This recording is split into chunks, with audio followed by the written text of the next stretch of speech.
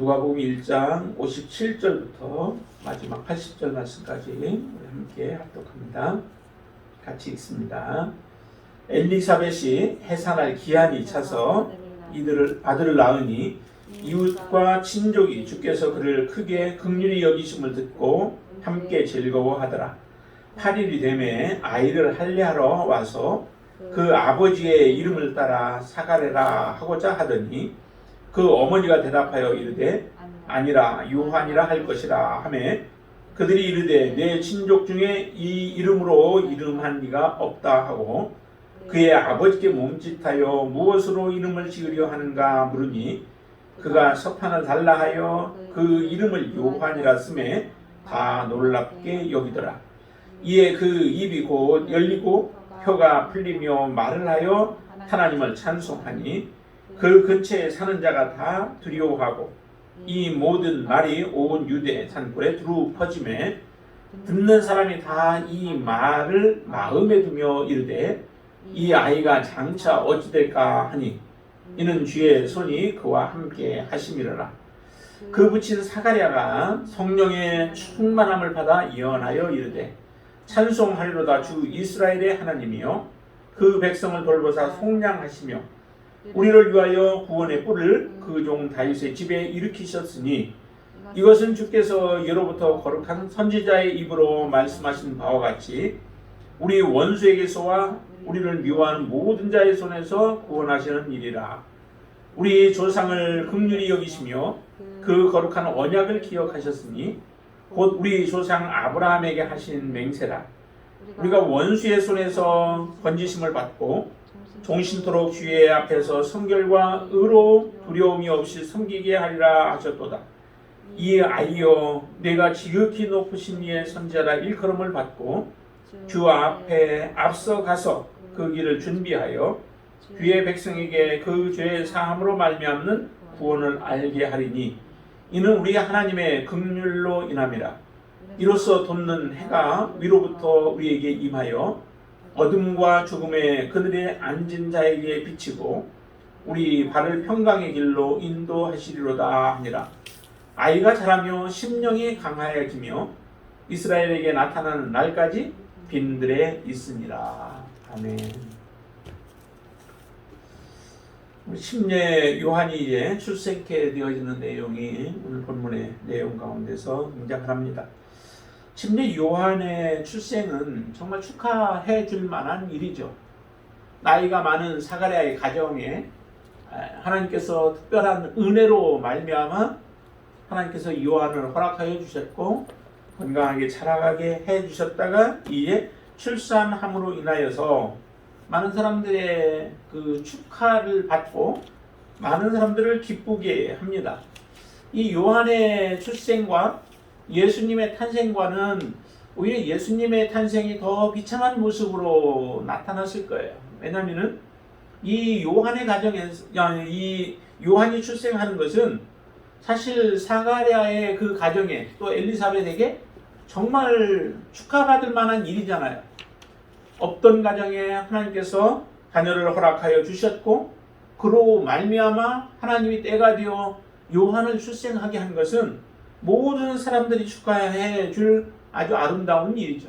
그렇지만은 예수님께서 탄생하시는 그 일은 마리아에게 있어서 마리아는 확신이 있어서 하나님이 행하신 것을 알고 그 확신 가운데서 이제 출산하지만은 실제적으로 함께 있었던 요셉이나 아니면 다른 사람들이 그 마리아가 예수님을 탄생케 되어지는 이 일에 대해서는 의심을 하는 사람들이 상당히 많을 수 있습니다. 요한이야 그래도 의로운 사람이니까 성령께서 때로 말씀해 주시고 한 것들을 믿어서 축하해주고 함께 기뻐할 수 있지만은 그 외 사람들은 이게 온전한 눈으로 보지 못하고 의심의 눈으로 바라보는 사람들이 많이 있었을 거예요. 그러다 보니까 예수님의 탄생은 사실은 이 요한의 탄생보다도 더 비천한 모습으로 탄생케 되어지고 특별히 이제 하나님의 은혜를 입은 자들 또 성령의 충만함을 입은 사람들은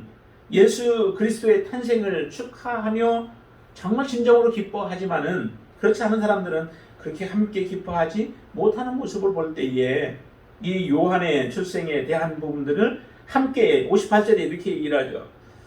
이웃과 친족이 주께서 그를 크게 긍휼히 여기심을 듣고 함께 즐거워하더라 라고 얘기를 해요. 그래서 이웃들 그리고 친척들 다 그 출산의 소식을 듣고 함께 기뻐하고 즐거워하죠. 정말 얼마나 기쁨이 충만했습니까? 그래서 이 내용도 보면은 기쁨이 지속적으로 번져 나아가는 겁니다.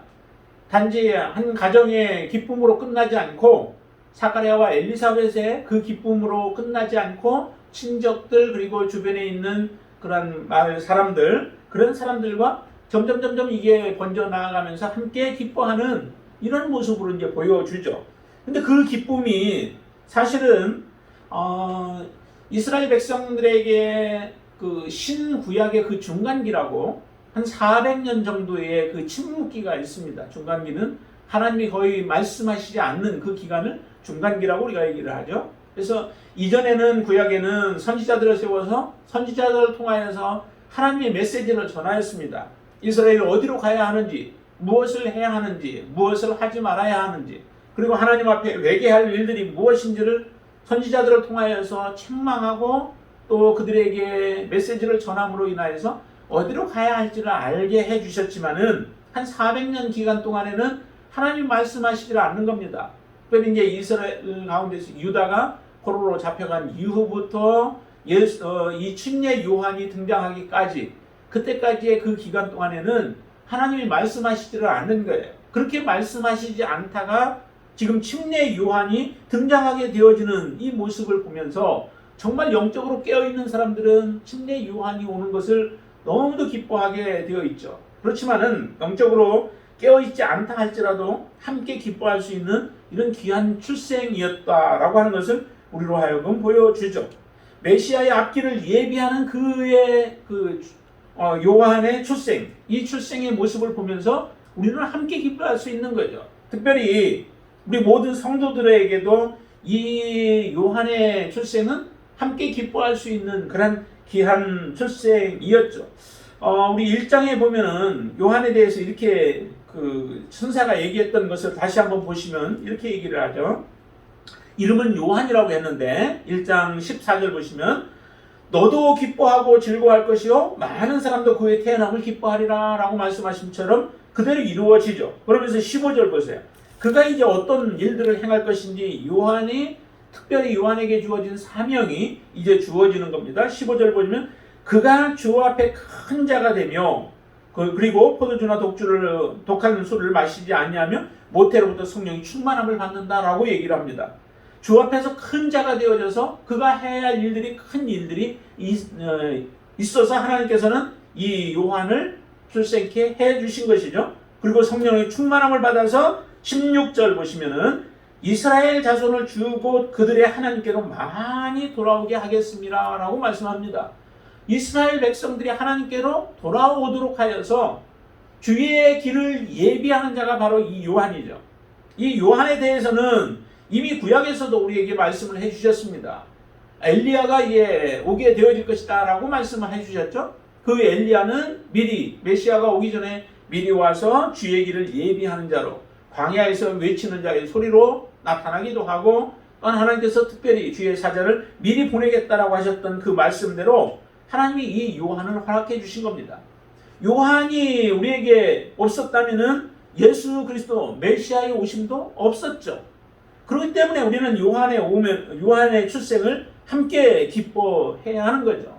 특별히 요한의 출생으로 인하여서 우리 믿는 자들이 하나님 앞에 돌아올 수 있는 그런 놀라운 축복을 얻게 되어진 겁니다. 그 기쁨은 주님 앞에 우리 모든 사람들이 서드는 그 날까지 모든 사람들에게 이 기쁨은 지속적으로 번져가게 되어질 거예요.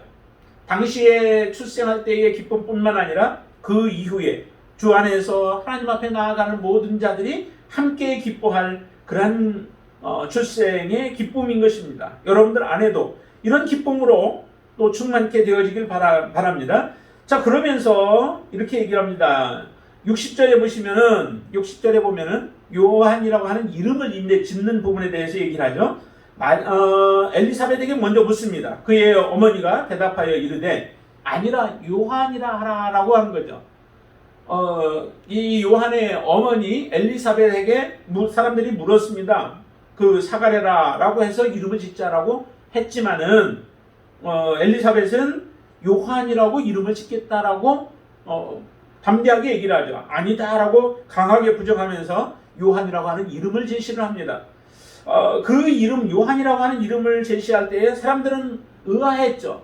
왜냐하면은 아버지를 이름을 따서 자녀에게 그 존경받는 아버지의 이름을 따서 붙여주는 것이 관례로 되어 있었다면은 정말 요한이라고 하는 건 듣도 보도 못한 그 이름을 짓는다고 했을 때에 사람들이 의아해한 것은 당연하겠죠. 그런데 그 이름을 그래서 이제 다시 사가랴에게 묻습니다. 사가랴에게 물었더니 사가랴는 그 당시 그때까지도 이미 말을 하지 못하는 언어 장애가 있었던 거죠. 근데 언어 장애뿐만 아니라 언어 장애는 보통 그 청각의 장애까지 청각의 장애가 올 때에 언어 장애가 이제 같이 이루어지게 되어지는데 듣지 못함으로 인하여서 말을 하지 못하게 되어지고 그런데 그런 장애가 있음으로 인하여서 서로 의사소통도 이 요한과 아니 그 사가랴와 엘리사벳은 서로 이렇게 의사소통도 안 됐던 것 같아요. 이렇게 얘기를 하죠. 62절 보시면은 그의 아버지께 몸짓하여 무엇으로 이름을 지으려 하는가 물으니 그가 서판을 달라 하여 그 이름을 요한이라 하심에 다 놀랍게 여기더라라고 얘기합니다. 사람들이 놀랍게 여기는 거죠. 당연히 의사소통에서 알고 있었으면은 당연히 그러기라 하지만은 지금 이 내용상으로 볼 때에는 많은 사람들이 놀랍게 여기는 것은 의사소통이 제대로 되지 못할 만큼 그와 같은 상태인 상태에서 이 엘리사벳과 또 사가랴의 의견이 같이 하나가 되어진 겁니다. 같이 하나가 되어져서 요한이라고 하는 이름을 같이 말하니까 그게 놀랍게 여겨졌던 거죠. 근데 이 요한이라고 하는 이름은 이런 의미를 가지고 있어요. 여호와는 은혜로우시다라고 하는 의미를 가지고 있습니다. 근데 이 이름은 사실 그 엘리사벳이 지은 게 아니죠. 이미 하나님께서 사가랴에게 이름을 주셨습니다. 요한이라고 하라라고 하나님이 그렇게 말씀을 하셔서 말씀을 받은 그대로 지금 그 이름을 요한이라고 붙인 거죠. 근데 그 천사가 이처럼 여호와는 은혜로우시다라고 하는 이름을 붙여준 이유 중에 몇 가지를 우리가 생각해 본다면은 이럴 것 같아요. 처음에는 이 귀한 가정에 아들이 없었잖아요. 아들이 없었던 가정에 더 이상 소망이 없고 또 기대도 할 수 없었던 가정에 하나님께서 요한을 허락해 주신 것, 그 아들을 허락해 주신 것이 너무도 은혜인 거죠. 우리가 이 세상에 여러분들도 그렇잖아요. 이 세상에 살아가는 동안에 정말 하나님의 은혜가 아닌 게 무엇이 있겠습니까? 우리의 모든 삶이 숨을 쉬고 살아가는 것조차도 아무런 산소 호흡기를 끼지 않고 우리가 살아가는 것조차도 하나님의 은혜입니다. 많은 불평거리들이 혹시 여러분들 가정에 있을지 몰라도 그 많은 불평거리보다 더 많은 은혜로 채워주신 것이 하나님의 놀라운 역사예요. 그것이 바로 다 은혜이듯이 지금 사랑하는 아들을 허락해 주신 것도 하나님의 놀라운 은혜인 거죠. 그러기에 여호와는 은혜로우시다라고 고백할 수밖에 없는 겁니다. 그리고 또 한 가지 본다면은 지금 이제 또 사가랴의 경우는 한 10개월 동안을 말을 하지 못하고 듣지도 못하고 말하지도 못하면서 자기에게 맡겨준 이 귀한 사역도 이제 제사장으로서의 그 사역도 감당할 수가 없었을 겁니다. 장애가 있으면은 그 사역을 감당하지 못하게 되어지죠. 하나님 앞에서 하나님과의 그 은혜는 주고받을지 몰라도 자기에게 맡겨진 일들도 할 수 없는 가운데서 지내야 하는 10개월 동안의 그 삶, 이전에 익숙했던 모든 것들을 다 잃어버리고 불편한 가운데서 생활해야 하는 사가랴의 입장에서는 굉장히 힘든 시간들이죠. 그것이 사가랴만이 그러겠습니까? 엘리사벳에게도 동일한 사가랴가 힘들면 그것이 동일하게 엘리사벳에게도 힘든 그런 시간들일 거예요. 이와 같은 시간들이 하나님의 은혜로 말미암아 이제 10개월이 되어져서 요한이 출생하게 되어질 때는 하나님의 은혜를 깨닫게 되어지는 거죠. 하나님이 얼마나 은혜로우신지 우리가 실제 몸으로 하나님을 경험하게 되어지면 우리의 삶이 바뀌어지죠. 이전에는 당연하게 여겼던 것들, 하나님 앞에 감사할 줄 모르고 살았던 것들이 하나님 앞에 모든 것 하나하나가 다시 새로워지는 그런 역사가 일어나죠. 정말로 목이 아파서 힘들었을 때, 그럴 때는 우리가 하나님 앞에 먹을 수도 없고 또한 다른 찬양할 수도 없고 막 할 때에 하나님 앞에 우리가 드려질 수 있는 것들이 얼마나 참으로 감사하고 고마워요. 그런데 그것을 조금 익숙하게 모든 것들이 편안해지면은 다시 잊어버리는 이런 일들이 일어나듯이, 그러나 그 사가랴와 또 엘리사벳은 하나님의 은혜로 말미암아 잉태케 되어졌고, 그 은혜로 말미암아 출산하면서 이 고통도 덜어지는 거죠. 자, 64절 보세요. 64절에 이렇게 얘기합니다. 이에 그 입이 곧 열리고 혀가 풀리며 말을 하여 하나님을 찬송하니 라고 얘기를 하죠. 요한이라고 서판에 이름을 쓰니까 그 이후로 입이 열리고 혀는 풀려지고 그 다음에 말을 하는 놀라운 역사가 일어납니다. 이와 같은 하나님의 은혜를 체험하게 될 것을 바라보면서 요한이라고 말을 할 수 있었던 거죠. 그리고 또 한 가지는 요한이라고 하는 이름을 주신 것은 요한은 은혜로우시다라고 하는데, 또 한 가지는 이 요한을 통하여서 하나님의 행하실 일을 우리가 보게 되어집니다. 요한은 메시지를 통하여서 하나님의 메시지를 전하고 하나님의 마음을 전함으로 인하여서 많은 사람들이 하나님께로 돌아오게 되어지는 겁니다. 한 400년이 되어서도 아직도 사람들의 마음이 주께로 온전히 돌아오지 못하고 있는 이때에 이 요한이 외치는 그 소리를 통하여서 하나님 앞에 돌아올 영혼들이 많아지는 거죠. 회개하고 돌아와서 그 은혜를 체험케 되어지고 하나님의 은혜의 보좌 앞에 나아갈 수 있는, 돌아오게 만드는 이런 일들을 요한을 통하여서 행하신다라고 하는 것이 얼마나 큰 은혜입니까? 실제적으로 돌아오는 사람뿐만 아니라 앞으로 그 메시지가 전해짐으로 인하여서 이 땅에 하나님의 은혜를 베푸실 그 하나님의 역사를 생각하면은 정말로 여호와는 은혜로우시다라고 하는 고백을 우리가 드리지 않을 수 없는 거죠. 우리는 완전히 죽었던 자였습니다. 소망이 없었던 자예요.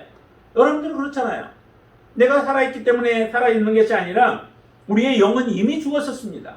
죽었던 우리를 바로 예수 그리스도를 통하여 우리를 살리듯이 이미 하나님을 떠나서 하나님 앞에 징계를 받고 있었던 이스라엘 많은 백성들 가운데서 이 외치는 자 요한의 목소리를 통하여 외쳐지는 그 메시지를 듣고 주께로 회개하고 돌아오는 영혼들이 많아진다고 하는 것은 정말 하나님의 놀라운 은혜로밖에 우리는 더 이상 설명할 수가 없는 거죠. 그런 은혜를 베풀 자가 바로 이 요한이라는 거예요.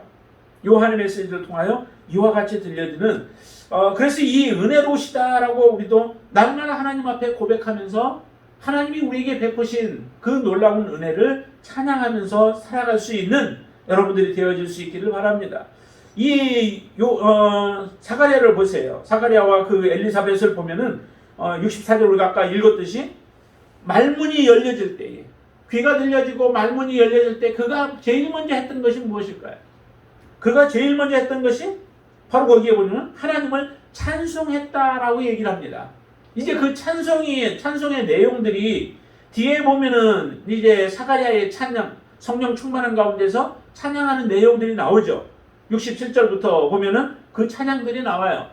이 찬양은 예수 그리스도가 어떤 분이신가, 예수 그리스도께서 하실 일들이 무엇인가 라고 하는 것과, 그리고 이제 자기의 아들 요한이 어떤 일을 할 것인가 라고 하는 것에 대한 성령 충만한 가운데서 찬양하는 거예요.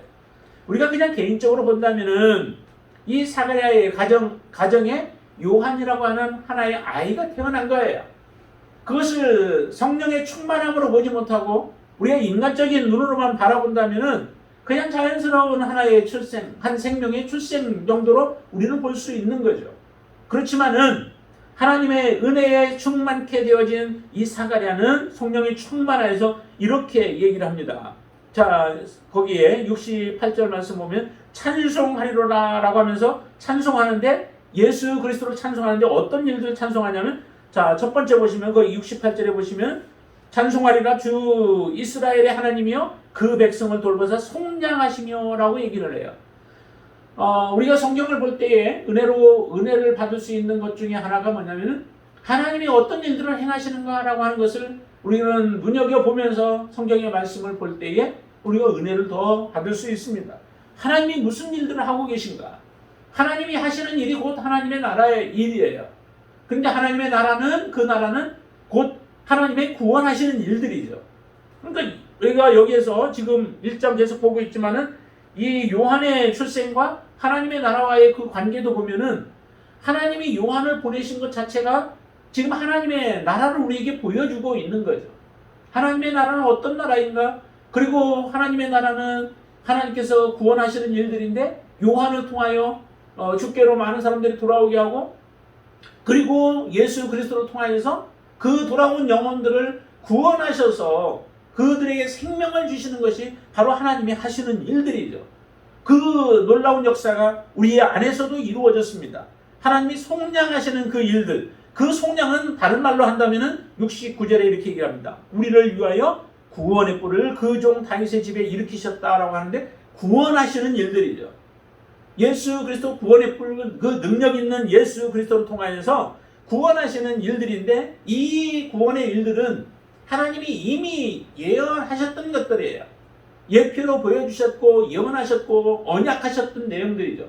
아브라함과 언약하셨고 어떻게 보면 창세기 우리가 지금 배우고 있는 창세기에서부터 하나님의 그 언약, 하나님의 나라와 예수 그리스도에 대한 그 언약들을 창세기부터 쭉 우리에게 보여주시면서 하나님이 하시겠다고 하셨던 약속을 그대로 이루어 가시는 일들을 지금 행하기 위하여 400년 동안의 침묵을 깨고 하나님이 요한을 보내주셨던 것입니다.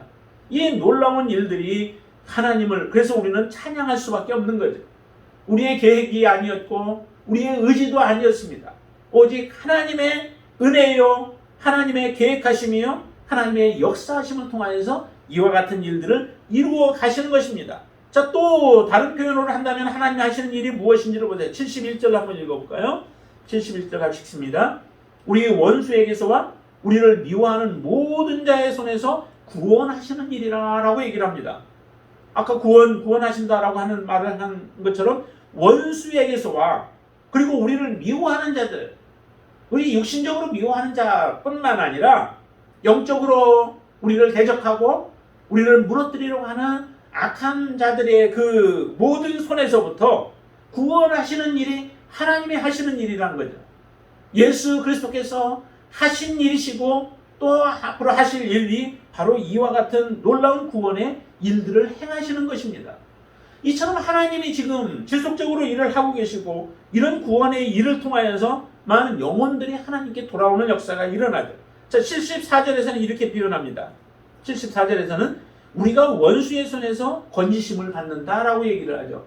원수의 손에 있었던 자들, 원수의 손에서 놀아나던 자들, 공중의 권세 잡은 자에 의해서 우리는 끌려다녔던 존재들, 그런 존재들을 하나님의 은혜로 말미암아 우리를 건져내시는 그 놀라운 구원의 역사, 우리를 예수 그리스도를 우리를 위하여 십자가에 못 박으시면서 우리를 속량하신 그 하나님의 놀라운 역사, 그 역사를 이루시기 위하여 지금 요한을 보내신 것입니다.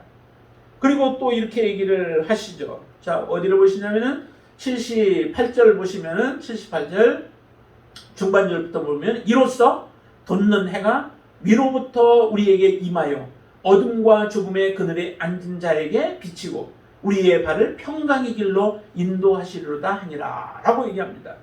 예수 그리스도가 이 땅에 오시는 것은 돋는 해가 비치기 위하여 어떤 가운데에 비쳐요? 어둠과 죽음의 그늘에 앉아있는 자들에게 비추어서 그들이 빛을 보고 그들의 죄들을 다 내어놓고 하나님의 그 빛 가운데로 나오는 그런 놀라운 역사를 이루시는 하나님의 구원의 일들을, 하나님의 나라의 역사를 이루어내시는 들을 행하시고 계신 것입니다. 이런 일을 하기 위하여 요한이 보내진 거죠. 그래서 요한의 사역에 대해서는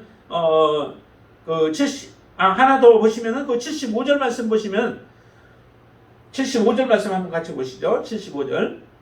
종신토록 주의 앞에서 성결과 의로 두려움이 없이 섬기게 하리라 하셨도다 라고 말씀합니다. 하나님 우리를 구원하시고 우리를 속량하시는 목적이 어디에 있는가? 그것을 우리에게 잘 말씀해 주는 구절입니다. 우리를 단지 구원하고 속량해서 그것으로 끝이 아니라 구원하여 속량하여 우리를 거룩하게 만든 가운데 성결하게 만들어서 하나님을 섬기게 하는 데 있다는 거예요.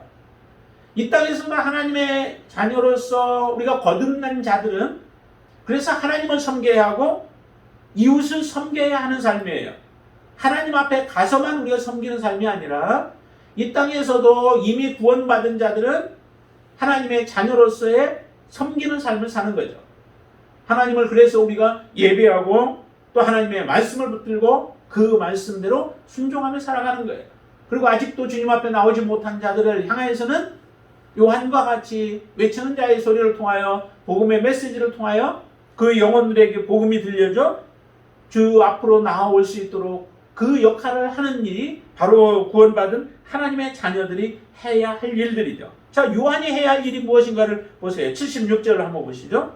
76절 보면 이 아이여 내가 지극히 높으신 이의 선지자라 일컬음을 받고 주 앞에서 앞서 가서 그 길을 준비하여 77절 같이 읽습니다. 주의 백성에게 그 죄사함으로 말미암아 구원을 알게 하리니 라고 이렇게 말씀하시죠. 지극히 높으신 하나님의 선지자로서의 그 사명을 지금 요한에게 주어진 거죠. 그 사명이 주어졌고 그리고 주 앞서서 먼저 태어나서 주님의 길을 그 길을 준비하여서 많은 사람들이 죄를 회개하고 예수 그리스도께 돌아오게 하는 회개의 침례를 그래서 요한이 나중에 보면 회개의 침례를 베푸는 일들을 행해요. 회개하라 천국이 가까웠다라고 말씀하면서 이와 같은 일들을 행할 것에 대해서 사가랴가 이미 성령이 충만한 가운데서 그 아들이 해야 할 일들 그리고 그 다음에 오셔서 메시아로서 이 땅에 오셔서 하시는 예수 그리스도의 사역들에 대하여 우리에게 말씀해 주시고 계신 거죠.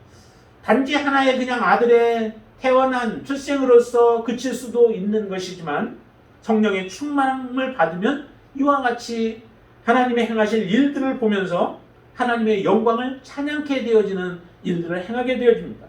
여러분들의 삶이 정말 이처럼 성령 충만한 삶을 우리가 살아가야 하는 이유에 우리 육신의 눈으로 바라보고 육신의 생각으로 생각하게 되어지면 하나님의 영광을 가리는 일들을 행하게 되어집니다. 그렇지만 성령이 충만한 가운데 우리가 믿음으로 살아갈 때에 하나님의 뜻 안에 서서 하나님의 뜻에 순종하며 살아가게 되어질 때 이와 같은 놀라운 하나님 앞에 쓰임받는 하나님의 사람이 되어질 수 있는 겁니다. 비록 사가랴가 10개월 동안 10달 동안 그 힘든 시간들을 보내지만은 그 힘든 시간들을 통하여서 하나님이 행하시고 계신 것에 대해서 전적으로 신뢰하며 하나님의 역사하심을 그는 믿을 수 있는 그런 계기였던 거죠. 단지 하나님이 그 엘리사벳에게 잉태케 해서 자녀를 낳게 해주셨다면 그것으로만 그쳤더라면은 이 사가랴가 더욱더 성령의 충만한 가운데 이와 같은 그런 삶을 살지 못했을 수 있어요. 왜냐하면은 그것은 처음에는 우리가 감동적으로 받아들이지만 조금 지나고 나면은 그것은 당연한 것으로 여기게 되어지거든요. 그런데 요한이 태어나기까지 지속적으로 그 불편함을 겪으며 그 힘든 시간들을 겪으면서 자기가 하나님을 온전히 신뢰하지 못함으로 인하여서 자기가 겪어야 했던 이 아픔들을 때문에 하나님이 지금도 역사하고 계시고 또 그가 불편함이 아직도 가시지 않고 힘든 가운데 살아가지만 하나님이 나와 함께하고 계시구나.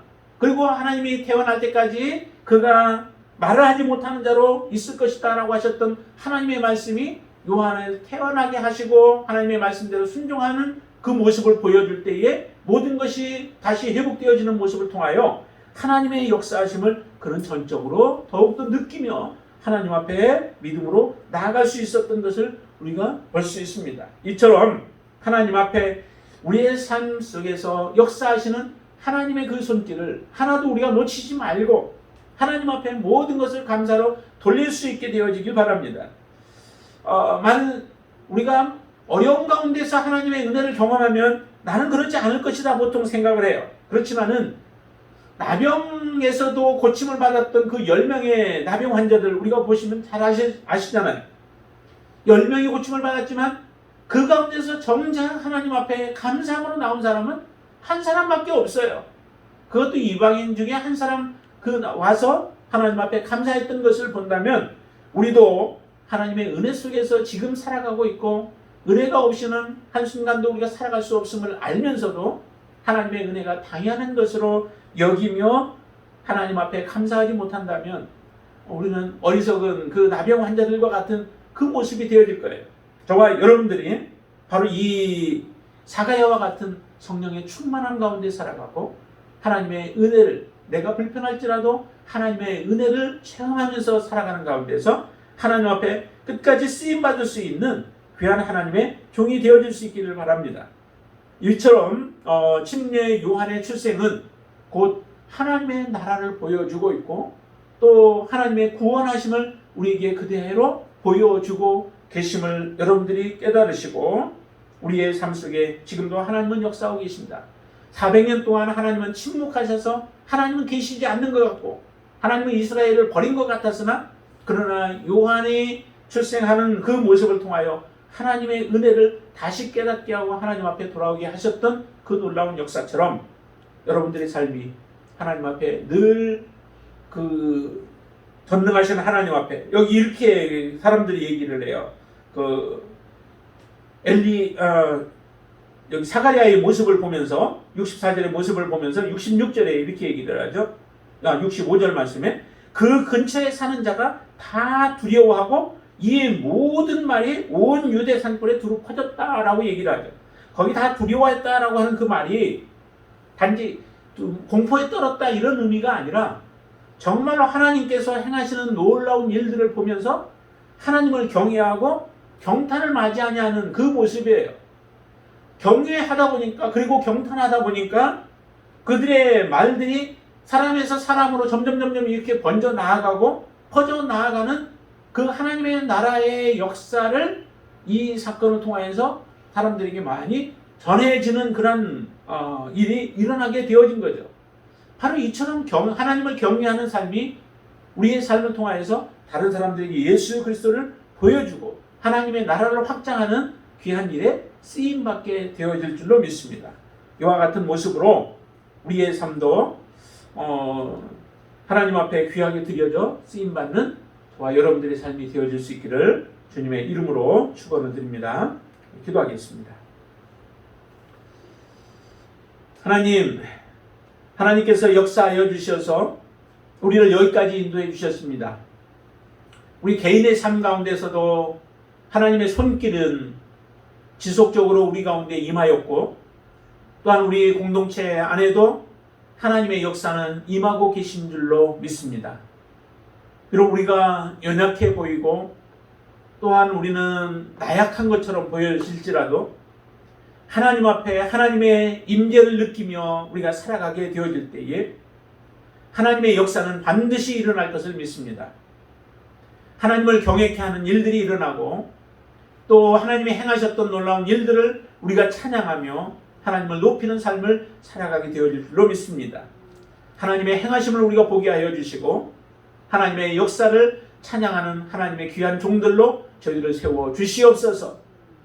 요한이 행할 일들을 우리에게 말씀해 주신 것 같이 성령의 충만함 가운데서 요한의 행할 일과 예수 그리스도의 행할 일들을 우리에게 말씀해 주신 그 놀라운 일들이 이제 우리 안에서 이루어지게 하여 주시고 우리의 삶을 통하여서 더욱더 번져나갈 수 있는 은총을 베풀어 주시옵소서. 주님만 의지하게 하시고 주님만 찬양케 하시고 주님만 높이는 삶을 살아갈 수 있도록 도와주시옵소서. 예수님의 이름으로 간절히 기도드리옵나이다. 아멘.